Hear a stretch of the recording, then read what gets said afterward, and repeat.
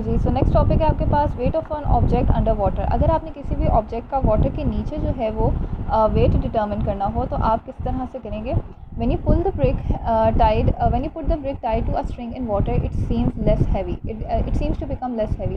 जब आप किसी भी पत्थर को या आप कोई ईंट ले लेते हैं, उसको स्ट्रिंग के साथ लगा के पानी के अंदर रखते हैं तो हमें लगता है कि वो कम हैवी है। If you way N object under water its weight will be less than the weight of object in air. अगर आप ऑब्जेक्ट को वाटर के अंदर उसका वेट, अब जो आपने स्टोन पानी के अंदर रखा है उसका वेट जो, अब जो ऑब्जेक्ट आपका जो ऑब्जेक्ट है अंडर वाटर, अगर आप किसी भी ऑब्जेक्ट का वेट पानी के अंदर मेजर करते हैं तो वो कम होता है then that of air.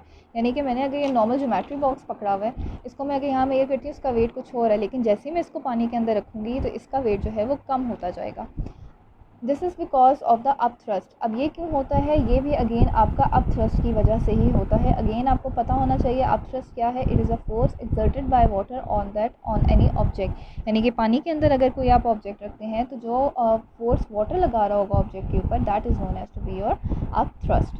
We know that the up thrust is equal to the weight of water displaced by the object. अब अप थ्रस्ट होती किसके इक्वल है? जितना वाटर का वेट डिस्प्लेस होता है जब आप किसी भी पानी के अंदर उस ऑब्जेक्ट को रखते हैं। फॉर एग्जांपल मैं यही ज्योमेट्री बॉक्स उठा के जब पानी के अंदर रखती हूँ तो अप थ्रस्ट मेरी क्या होगी कि इस ज्योमेट्री बॉक्स से जितना पानी डिस्प्लेस किया होगा, जितना पानी जगह से हटा कर अपनी जगह बनाई होगी, उतनी ही ज़्यादा वो आपके पास अप थ्रस्ट इस ऑब्जेक्ट पे लगेगी। देयरफॉर वेट इन वाटर, आपने अगर किसी भी ऑब्जेक्ट का वेट निकालना है वाटर के अंदर तो आप क्या करते हैं? Weight in air minus up thrust. यानी कि जो उस ऑब्जेक्ट का वेट होता है एयर में, हवा में, उसमें से अप थ्रस्ट को माइनस कर दें तो हमारे पास वेट ऑफ ऑब्जेक्ट निकल आता है। एंड अगर अप थ्रस्ट निकालनी है तो उसके लिए फॉर्मूला क्या है? Weight in air minus weight of water displace. यानी कि अप थ्रस्ट का फॉर्मूला क्या बनता है आपका कि जो ऑब्जेक्ट का वेट है एयर के अंदर, उसमें से आप वाटर के वेट को माइनस कर दें, जो वाटर डिस्प्लेस हुआ था, अपनी जगह से हिला था, तो वह आपके पास अप थ्रस्ट का फॉर्मूला आपको दे देता है। आपने ये दोनों फार्मूलाज याद रखने हैं। We can perform a simple experiment to test this. Take a plastic bottle, cut off its top. आप कोई प्लास्टिक बॉटल लें, जैसे कि आपकी घरों में ये पेप्सी वाली बॉटल्स यूज़ होती हैं, उसका नीचे वाला पोर्शन आप काट लें। कट ऑफ इट्स टॉप, ऊपर से आपने उसको काट लिया तो नीचे वाला पोर्शन रह गया। Make a hole about 5 centimetre below the top. ऊपर जहाँ से आपने कट लगाया है वहाँ से आपने 5 सेंटीमीटर का मेजर करके एक होल बना देना है। Insert a small rubber tube in the hole. Put plasticine where the tube fits into the hole to make it watertight. आपने क्या करना है? आपको भी प्लास्टिक का एक छोटा सा पाइप लें और उसको इस होल के अंदर डाल दें और साथ ही इधर जो है वो प्ले डो जो है वो उसको लगा दें। क्ले डो जो है जिसे आप खेलने के लिए यूज़ करते हैं, ताकि ये एयर टाइट हो जाए। Put a glass under the tube and pour water in the bottle till it comes out of the tube. अब क्या करें? आप इस ट्यूब के नीचे कोई भी पानी का ग्लास रख दें और पीछे से क्या करें, जो आपने बॉटल का हाफ़ काटा है उसके अंदर पानी डालना शुरू कर दें। एक पॉइंट आएगा जब आपका यहाँ से पानी जो है वो फ्लो करता हुआ इस कप के अंदर आके गिरना स्टार्ट हो जाएगा। Throw away the spilled water.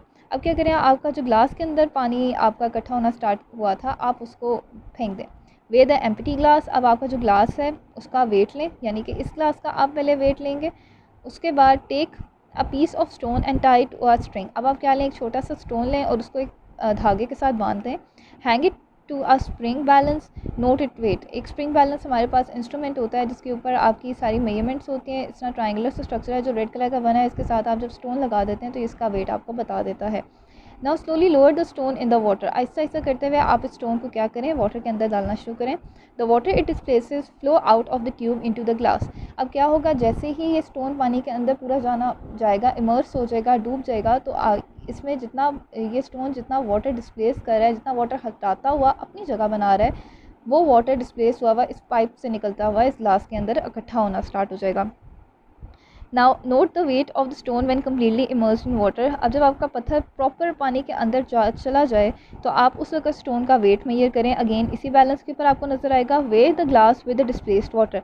अब जो पानी डिस्प्लेस हुआ था जब स्टोन आपने वाटर के अंदर रखा था, उस ग्लास को आप उस पानी समेत जो है वो वेट करें। Now find the weight of displaced water by subtracting the weight of the empty glass from it.